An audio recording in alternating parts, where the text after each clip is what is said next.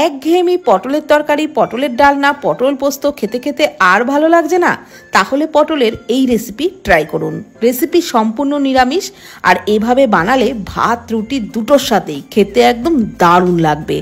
এই রেসিপির জন্য পটলের খোসা কিন্তু আমি বটি দিয়ে কেটে ফেলিনি, এইভাবে ছুরি দিয়ে চেঁচে পরিষ্কার করে নিচ্ছি। আর সব পটলের খোসাই এইভাবে ছুরি দিয়ে চেঁচে ফেলে নেওয়ার পর ভালো করে ধুয়ে নিয়ে পটলের দুদিকের মুখ দুটো কেটে বাদ দিয়ে দিয়েছি। তারপর গ্রেটারে পটল গ্রেট করে নিচ্ছি। আর পটল গ্রেট করবার সময় চেষ্টা করবেন ছোট গ্রেটারেই গ্রেট করতে, তাহলে কিন্তু সুবিধাও হবে আর তাড়াতাড়িও হবে। আর এই রেসিপির জন্য পটল কিন্তু গ্রেট করেই নিতে হবে, পটল কেটে নিলে হবে না। তো সব পটলগুলোই গ্রেট করে নেওয়া হয়ে গেছে। এখন যে মোটা শক্ত দানাগুলো, ওগুলোকে কিন্তু আমি বেছে বেছে ফেলে দিচ্ছি। আর কচি দানা থাকলে রান্নায় ব্যবহার করতে পারেন, অসুবিধা হবে না। তো এখন দানাগুলোকে ফেলে দেওয়ার পর রান্নাটা শুরু করছি। কড়াইয়ে দিয়ে দিলাম 4-5 টেবিল চামচ মতো সর্ষের তেল। তেলটা গরম হলে দিয়ে দিচ্ছি আলু। এখানে দুটো বড় আলুকে ছোট ছোট টুকরো করে কেটে নিয়েছিলাম। পরিমাণ মতো লবণ দিয়ে আলু বেশ লালচে করে ভেজে নেব। নাড়াচাড়া করে আলু কিন্তু বেশ লালচে করে ভেজে নিয়েছি। আর এই রেসিপির জন্য আলু একটু লালচে করেই ভাজতে হবে, তবেই কিন্তু খেতে দারুণ লাগবে।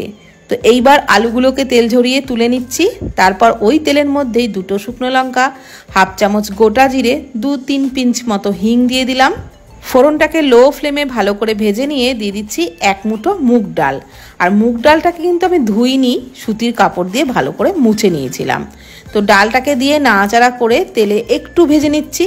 খুব বেশি লালচে করে ভাজার কিন্তু একদমই দরকার নেই, একটু নাড়াচাড়া করে ভেজে নিলেই হবে। তারপরই দিয়ে দিলাম গ্রেট করা পটল। আর পটল দিয়েও ডালের সাথে একসাথে নাড়াচাড়া করে কিন্তু খুব ভালো করে ভেজে নেব। পটলটা অবশ্যই বেশি ভালো করে ভাজতে হবে, তবেই কিন্তু রান্নার টেস্ট ভালো হবে। আর পটল ভাজতে ভাজতে দিয়ে দিলাম 1 চামচ মতো আদা বাটা। আদা বাটা দিয়েও নাড়াচাড়া করে পটলের সাথে খুব ভালো করে ভেজে নেব। পটল একটু ভালো করে ভাজলে পটলের কাঁচা গন্ধটাও চলে যাবে আর খেতেও ভালো লাগবে। তো খুব ভালো করেই আমি পটল কিন্তু ভেজে নিয়েছি। এখন আমি ওর মধ্যে দিয়ে দেবো কিছু গুঁড়ো মশলা, তবে সবই কিন্তু একদম অল্প করে দিচ্ছি। একদম 1/2 চামচেরও কম করে দিয়ে দিলাম জিরে গুঁড়ো, হলুদ গুঁড়ো, লঙ্কার গুঁড়ো, পরিমাণ মতো লবণ, আর কয়েকটা চেরা কাঁচা লঙ্কা দিলাম। এবারে সমস্ত কিছু খুব ভালো করে ভেজে নেব। মানে সব মশলাই কিন্তু এইভাবে পটলের সাথে নাড়াচাড়া করে একটু ভেজে নিতে হবে।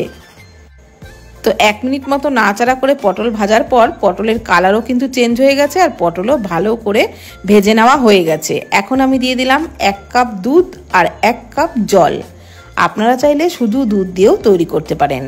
ভাজা আলুগুলোও দিয়ে দিলাম। এবারে নাড়াচাড়া করে সমস্ত কিছু ফুটিয়ে নেব।